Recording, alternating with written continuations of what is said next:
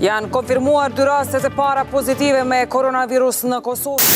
Ka pasur mjaft informata, debate dhe gjithë farë mjekësh që na kanë shpjeguar gjëra të ndryshme lidhur me COVID-19. Me gjithë këtë shpërthem, lajmesh dhe teorisht mediave sociale, dikur mund të bëhet vështirë t'i ndjekësh të gjitha. Tash, me relaksimin e masave, pas 2 muajsh izolimi, a mundemi të relaksohemi? Virusi tashmë ka infektuar rreth 4 milion njerëz në botë dhe ka shkaktuar mbi 250.000 vdekje gjithandej rruzullit. Autoritetet kosovare i konfirmuan 2 rastet e para me COVID-19 më 13 mars dhe me njëherë vendosën masa ngujimi për ta penguar përhapjen. Deri më sot, janë shënuar mbi 800 raste pozitive me COVID-19 në Kosovë dhe kjo shifër është e bazuar vetëm në njerëzit që janë testuar.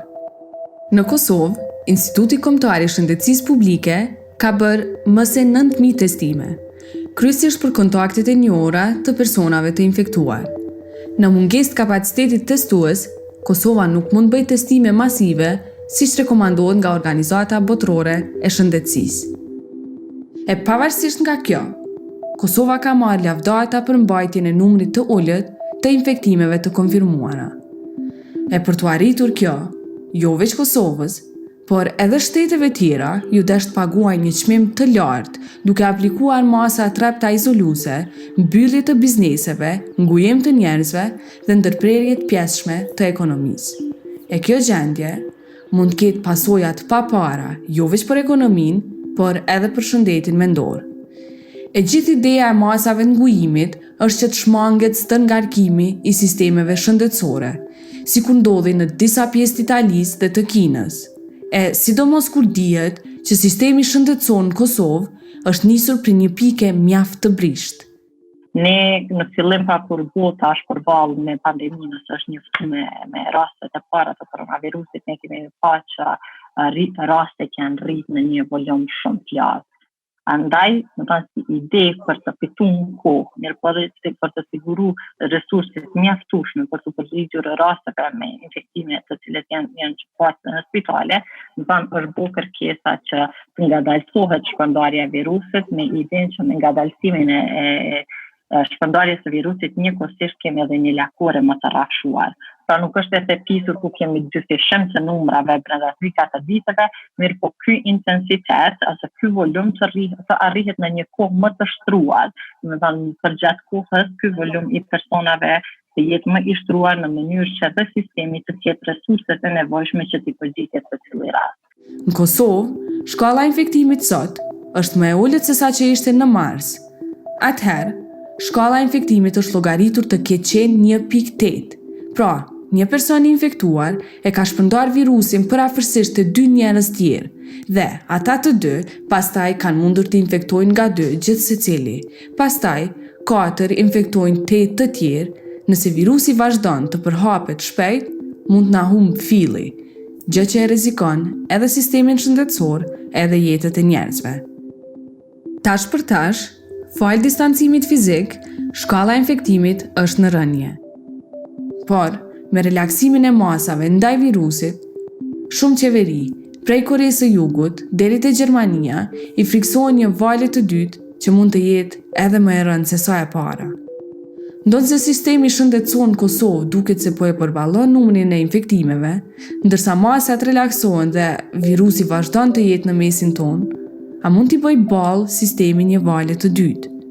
Kosova ka 142 ventilatorë në tërë sistemin shëndetësor dhe ka mbi 50 repartet kujdesit intensiv. Këto janë thelbësore që sistemi ta përballojë sëmundjen COVID-19 e po ashtu që të merret me nevoja tjera shëndetësore krahas pandemisë. Pra, nëse ekziston mundësia një shpërthimi të radhës dhe sistemi nuk arrin ta përballojë, si të dalim nga kjo? A mund të relaksohemi? Atëherë, mënyra më e mirë që unë mendoj që kemi me gjetë zgjidhje është kur ose e zbulojmë një bar i cili i trajton simptomet e Covidit në mënyrë që edhe nëse një pacient faktikisht infektohet, nuk progreson deri në vdekje. kjo është pjesa e parë. E pjesa e dytë është ajo në cilën kërret janë të shpresu që është vaksina. Hulumtimet për të dyja këto janë duke ndodhur në përballë paralelisht.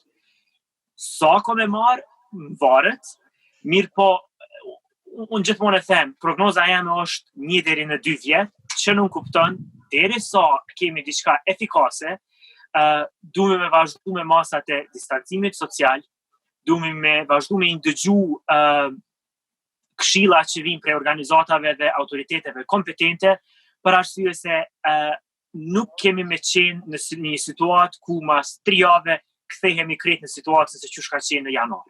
Ajo, për fat shumë keq, është diçka që nuk do të ndodhë, edhe duhemi me u ballafaqu me një normale të re, derisa të vijmë te vaksina. Deri më sot, mbi 20 persona të infektuar me COVID-19 në Kosovë kanë vdekur. Lajmi i mirë është se prej të infektuarve, më se 550 tashmë janë shëruar.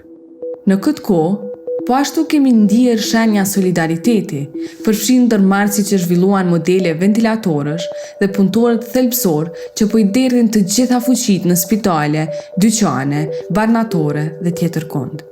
Ndërsa qeverit po përpiqen ta kthejnë gjendje normale, shkenca na siguron për një gjë. Për fat të mirë jemi në pjesën ku shkenca është kur nuk ka qenë më e zhvilluar se sa që është sot, ajo është diçka shumë e kuptueshme, që jep shpresë se kemi me gjetë zgjidhjen sa më shpejt. Mirë po, ajo më shpejt nuk do të jetë nesër, nuk do të jetë mas nesër, se sfida është kaq e madhe sa që do të merr kohë, edhe deri atëherë na duhet me qenë distancim social, edhe me kuptu që kjo ka me qenë një rutinë e re, derisa vim në fazën ku e kemi virusin në kontroll, kemi mësu ma shumë për virusin edhe dim se si me e menaxhu situatën.